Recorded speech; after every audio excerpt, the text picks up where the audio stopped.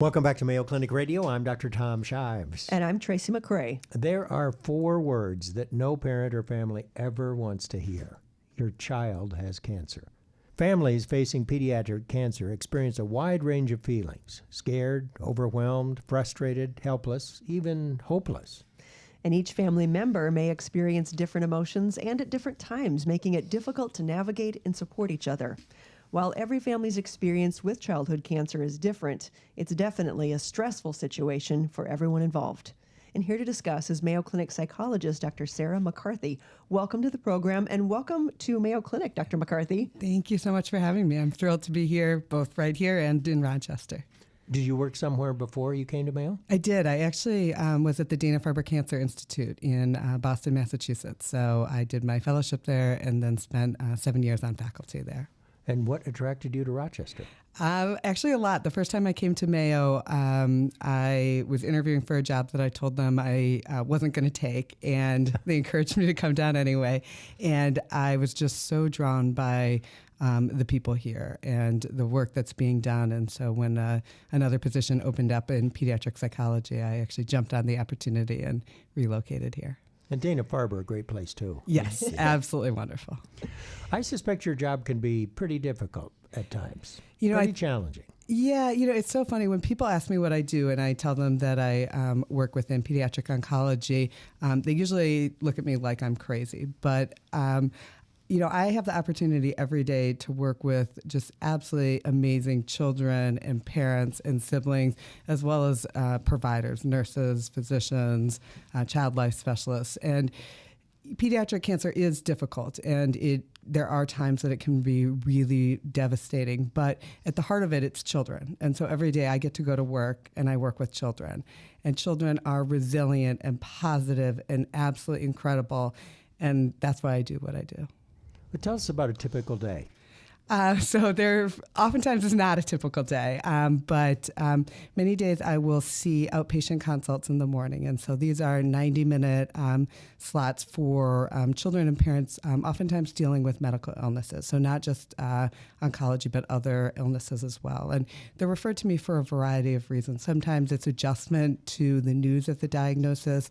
This is often a time for many illnesses, but especially pediatric cancer, where families really struggle. And research has shown that this is actually where distress for most families is the highest, that they've heard those words, your child has cancer, and oftentimes they're just absolutely devastated and in shock. And so sometimes they'll meet with me to process, just what this means. I will sometimes meet with parents to talk with them about how best to tell the child about their cancer, what words to use, how to explain treatment to them. One thing we know is that it is so important to be honest with children about their diagnosis and about their treatment. And by doing so and explaining their illness to them in a way that's appropriate for their age, it actually is very helpful to prepare them for what's coming. And this can be just a very powerful thing. And so I'll talk with sometimes families about that. I also meet with children and families who are at the other end of the spectrum, so who may be approaching end of life, and can help facilitate some of those very difficult conversations about what the child's wishes are, what they understand, and supporting the parents and siblings as well.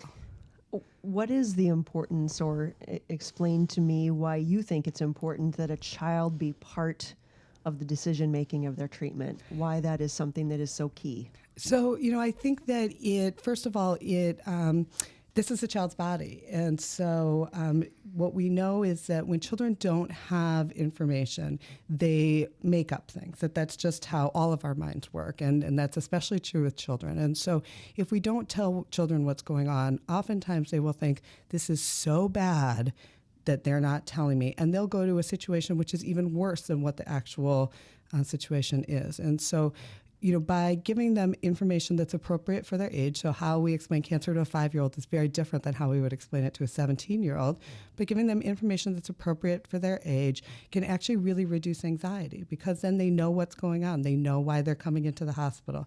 Even explaining things like port access. So many children with cancer have to have some kind of central access, either a portacath or a central line.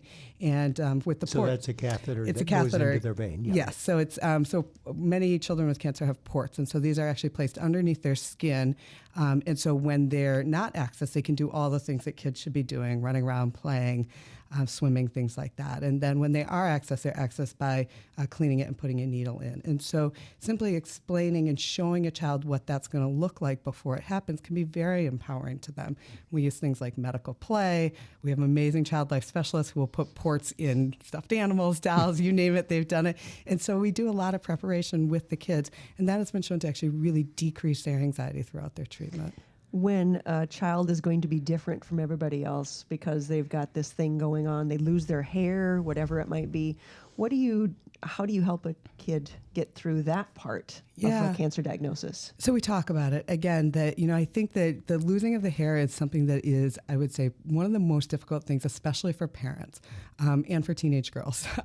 But often, the younger kids sometimes aren't as bothered with it, but we definitely prepare them for it. And we give them a lot of choice, or I recommend giving them a lot of choice about, how this is going to look. And so for some kids, they are not at all interested in cutting their hair before. And it's not until their hair is really coming out. And oftentimes it's once it starts getting in their food that's when they want it gone. But really not letting the child choose, if and when they want the haircuts. And so then also talking to them about it. So if the kids are in school, then talking about, if someone says something to you, what do you think you're going to say? And so we do some role playing and brainstorming about what they can say. And so then when they go into that situation, they're more prepared. Do you meet with the child and the parents together, or sometimes individually, or sometimes just the parents and then the kid? It's all combinations. So it really depends what the family needs. So initially, I often try to meet with everybody together just to get a sense of, who they are as a family. When I meet with the kid, a lot of, I think, my job, especially at the beginning, is really just getting to know them and getting to know them beyond, they're a lot more than just that cancer diagnosis. And so, if someone was to sit in on one of my first few sessions, it looks like I'm just talking, and with younger kids, we do a lot of playing, but what I'm really doing is starting to establish a relationship with them. And same thing with the parents, that I'm getting to know the parents, getting to know this family.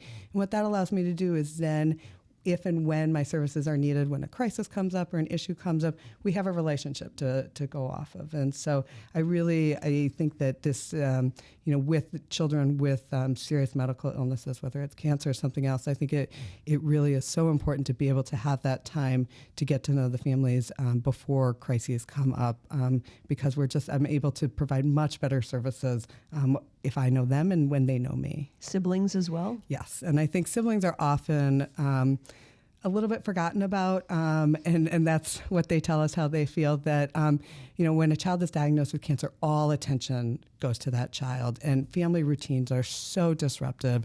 Oftentimes for children, at least at the beginning of cancer treatment, there's a prolonged hospital stay, and so they might actually be physically separated from the child with cancer and their parents. And so siblings are at definite risk for having difficulties. And so not only do I meet with siblings, I also, when I meet with families initially, I always try to talk about, prepare parents for what could happen and give them a heads up, but also do some anticipatory guidance around ways to help facilitate the siblings adjustment, even as we're just getting started with the treatment process. Can be very difficult on a marriage too, can't it? Oh yeah. Unfortunately, we do see higher rates of divorce in families who have experienced a serious medical illness of their child, and it is so extraordinarily stressful. I mean, this is like one of the most stressful things a parent will ever have to deal with, and people handle stress differently. And so, again, I think that's an issue that I try to talk with parents about up front, of just, how do you cope with stress? How does their partner cope with stress? And how can we continue to support each of you, and how can you continue to support each other during this? Because, one of the things that we know is a child's adjustment to their illness is really greatly influenced by the parent's adjustment. And so the more we can do for the parents, then we end up helping the child as well. All right, we've been talking about the emotional toll childhood cancer has on families with Mayo Clinic psychologist Dr. Sarah McCarthy. Dr. McCarthy, thanks so much for being with us. Thanks for having me.